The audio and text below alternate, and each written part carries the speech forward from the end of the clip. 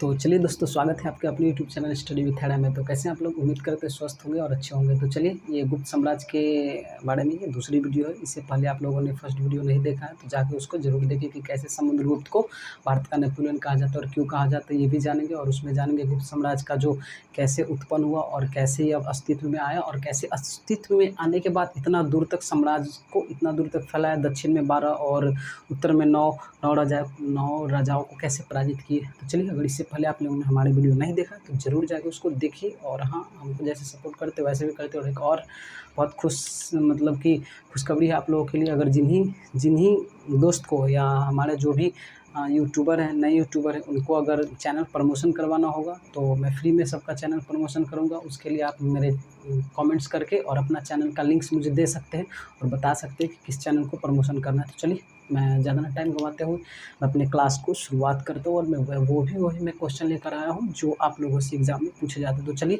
ये हम लोग का गुप्त साम्राज्य के बारे में हम लोग का दूसरा वीडियो है। और इसके बाद आएगी गुप्त साम्राज्य के बारे में जो किसको क्या बोलते हैं, वो ये तो सिर्फ अभी राजा के बारे में है। उसके बाद जो वीडियो आएगी अगले बार, उसमें हम जानेंगे उसका प्रशासन के बारे में, कैसे वो शासन करते थे। और अभी हम लोग जानेंगे चंद्रगुप्त द्वितीय के बारे में। तो चलिए शुरुआत करते हैं बिना किसी शुरुआत करते हैं। देखिए, तो आप इसको याद रखिएगा। देखिए, चंद्रगुप्त बहुत सारे एग्जाम में पूछते हैं कि फहियान और हर्षवर्धन किसके काल में हमारे भारत में इनके और आए। तो इसको आप लोग याद रखने का सबसे अच्छा तरीका है। देखिए, चंद्रगुप्त द्वितीय के शासनकाल में चीनी बौद्ध यात्री फहियान आया। तो देखिए, चीनी यात्री फहियान आया किसके शासनकाल में? तो चंद्रगुप्त द्वितीय के शासनकाल में। इसको याद करने का तरीका सबसे बेहतर है।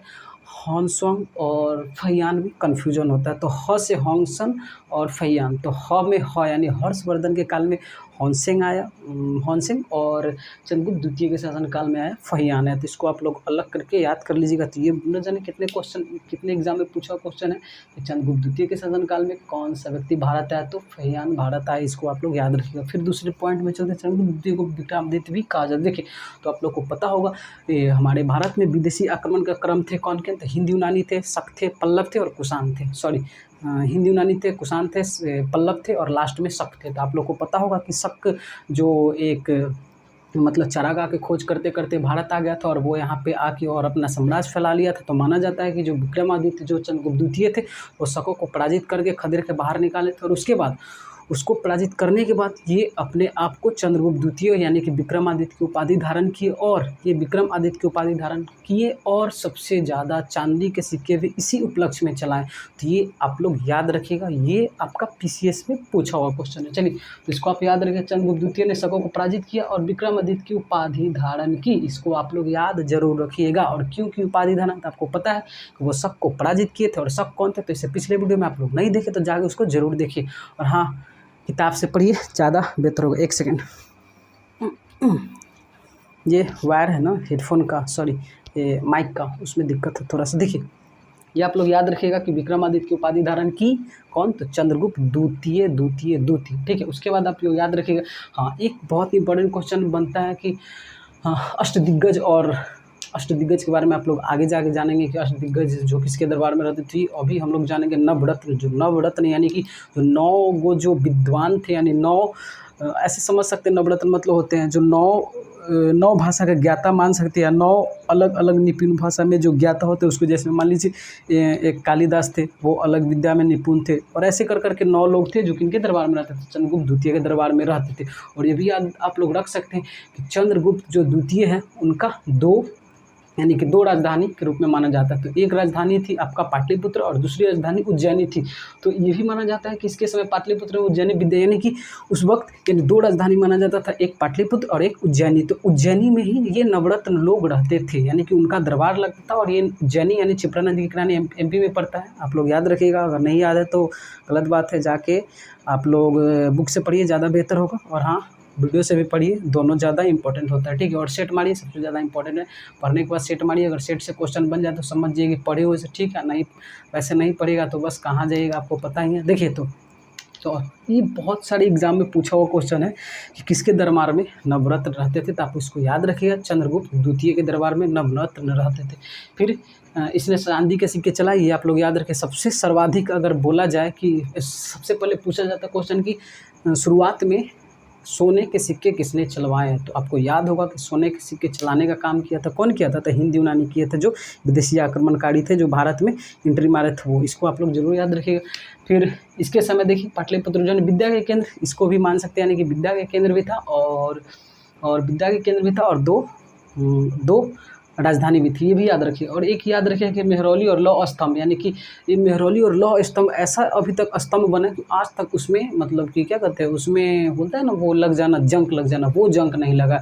तो ये आप लोग इसे याद रखिएगा, वेरी वेरी इंपॉर्टेंट क्वेश्चन के रूप में माना जाता है इसको, कि कौन ऐसा स्तंभ है जिसमें आज तक जंग नहीं लगा था? मेहरौली लौह स्तंभ। और ये कहाँ है? तो कुवत उल इस्लाम मस्जिद में, जो दिल्ली में, कुवत उल इस्लाम मस्जिद है जो दिल्ली में, उसमें है मेहरौली लौह स्तंभ, और वो आज तक इसमें जंग नहीं लगा। तो ये भी किसके समकालीन है? तो ये चंद्रगुप्त द्वितीय के समकालीन में ही बना था, जो आज तक इसमें जंग नहीं लगा है।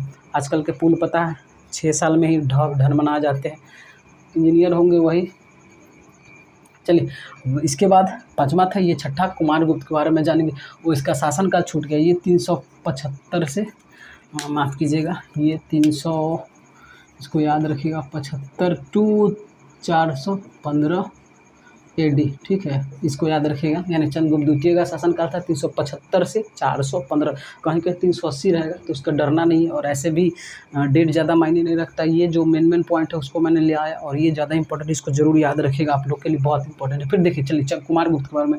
कुमारगुप्त भी एक बहुत प्रतापी शासक हुए और बहुत प्रतापी राजा हुए, और गुप्त जैसे मौर्य वंश, और जैसे मौर्य वंश धीरे धीरे विलुप्त होते गए, यानी कि समाप्त होते गए, उसी तरह ये भी गुप्त वंश थी, धीरे धीरे यानी कि छोटे छोटे टुकड़े में बट गए, और छोटे छोटे टुकड़े में बटने के बाद कुमारगुप्त, उसके बाद स्कंदगुप्त, और लास्ट आते हैं विष्णुगुप्त, यानी कि 510 ईस्वी तक ये होते होते, यानी कि ये छोटे छोटे टुकड़े में बढ़ते बढ़ते समझिए तो खत्म हो गया। तो उसके बाद चलिए देखिए, तो इससे एक बहुत महत्वपूर्ण क्वेश्चन पूछा जाता है। आपको पता होगा कि नालंदा विश्वविद्यालय को ध्वस्त कौन किया था, और ध्वस्त करने के बाद वो 1 मंथ तक नालंदा विश्वविद्यालय, अपना जो हमारे बिहार में जो गर्व की बात थी, वो 1 मंथ तक एकदम लगातार जलते रह गई थी, और बुक सारा था उसमें, बहुत अच्छे अच्छे किताब, माना जाता है कि वो 1 मंथ तक उसमें लगातार आग लगा दिए गए थे। वो मुस्लिम शासक कौन थे? इसको अगर आप लोग को ध्यान होगा तो कमेंट्स में जरूर करके बताइए कौन थे, ठीक है। मैं नेक्स्ट वीडियो में मैं बता दूंगा कि वो कौन से शासक थे जो नालंदा विश्वविद्यालय को ध्वस्त कर दिया था, आग लगा दिया था, और बहुत लूटपाट करके चला गया था। तो चलिए हम लोग को भी सिर्फ ये जान लीजिए कि नालंदा विश्वविद्यालय का निर्माण किसके शासनकाल में हुआ था, या ऐसा कह सकते हैं कि इसका निर्माण कौन करवाया था? तो कुमारगुप्त करवाया था। इसको आप लोग जरूर याद रखिएगा। एक पुस्तक तक्षशिला और एक पुस्तक नालंदा। तो तक्षशिला का याद रखिएगा कि धर्मपाल करवाया था, और इसको कौन करवाया था? तो कुमारगुप्त करवाया था, ठीक है। नालंदा विश्वविद्यालय का निर्माण करवाया था कुमारगुप्त।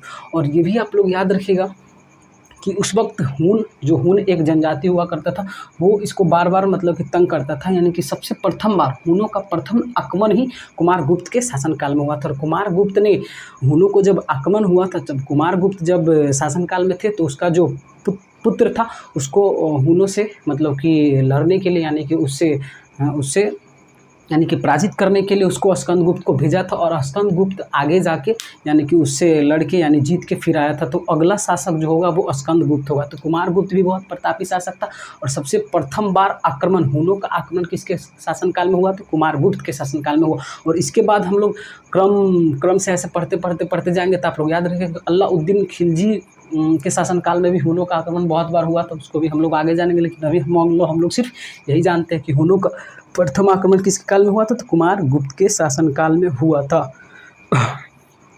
ठीक है। उसके बाद ये याद रखिएगा कि कुमारगुप्त के समय में हुआ था, और पराजित करने के लिए स्कंदगुप्त को भेजा गया था। उसके बाद ये इनका शासनकाल है 415 से 455 ईस्वी, ठीक है। और उसके बाद आते हैं हम लोग स्कंदगुप्त के बारे में। तो स्कंदगुप्त के बारे में माना जाता है कि हूनों को पराजित किए थे, और सुदर्शन झील को फिर से पुनरुद्धार करवाए थे। यानी कि देखिए जो चंद्रगुप्त मौर्य थे, ठीक है, वो चंद्रगुप्त मौर्य थे, वो क्या किए थे, इसको बनवा दिया था, और बनवाने के बाद जो बनवा दिया था, और उसके बाद फिर वो मतलब कि धीरे धीरे वो उसको मत समझिए कि वो ख़त्म ही हो गया था। जब ख़त्म हो गया था तो फिर उसका जो सुदर्शन झील का जो फिर से पुनरुद्धार करवाने की, फिर से रिपेयर करवाने का कार्य कौन किया था? कौन करवाया था? तो स्कंदगुप्त करवाया था। और उससे पहले रुद्रदामन भी एक बार करवा चुका था, रुद्रदामन भी एक बार करवाया था। लेकिन रुद्रदामन करवाने के बाद वो उसका जब साम्राज्य खत्म हुआ रुद्रदामन का, तो उसके बाद रुद्रदामन आपको याद होगा रुद्रदामन के बारे में से पिछले वीडियो में हम लोग पढ़े, और रुद्रदामन भी वो सुदर्शन झील का पुनरुद्धार करवाया था, यानी कि रिपेयर करवाया था। रिपेयर करवाने के बाद फिर से वो विलुप्त होते जा चल गई थी, तो उसके बाद फिर स्कंदगुप्त आए और स्कंदगुप्त ने फिर ये पुनरुद्धार करवाई। ये भी आप लोग ज़रूर ध्यान रखिएगा। और हाँ, इसमें एक बहुत महत्वपूर्ण क्वेश्चन याद रखिएगा कि सबसे प्रथम बार सती होने का जो हम लोग का जो पता चलता है, तो किस अभिलेख से पता चलता है, तो भानुगुप्त यानी एरन अभिलेख से सबसे पहले हम लोग को पता चलता है कि पहली बार सती। और सती का अर्थ क्या होता है कि जब पति डेथ कर जाते हैं, यानी पति की मृत्यु हो जाती है, तो पत्नी भी उसकी चिता पे जल के मर जाती है। ये प्रथा थी। अंतिम शासक और याद रखिएगा कि विष्णुगुप्त हुआ, जो 510 ईस्वी तक होते होते इसका साम्राज्य पूरा विलुप्त हो गया। आज हम लोगों ने पढ़ा चंद्रगुप्त द्वितीय के बारे में और स्कंदगुप्त के बारे में, और इसमें पढ़ा हम लोग जो मेन टॉपिक है उसके बारे में। चलिए, और आप लोग ये छोटा सा वीडियो आप लोग इसको ज़रूर से ज़रूर जाके ऑब्जेक्टिव बनाइए। और आप लोग को चैनल अगर प्रमोशन करवाना होगा तो लिंक्स डिस्क्रिप्शन में दे दीजिएगा। और इसी के साथ मैं अपने क्लास को समाप्त करता हूँ। अगली बार फिर मिलेंगे। चलिए, जय हिंद, वंदे मातरम।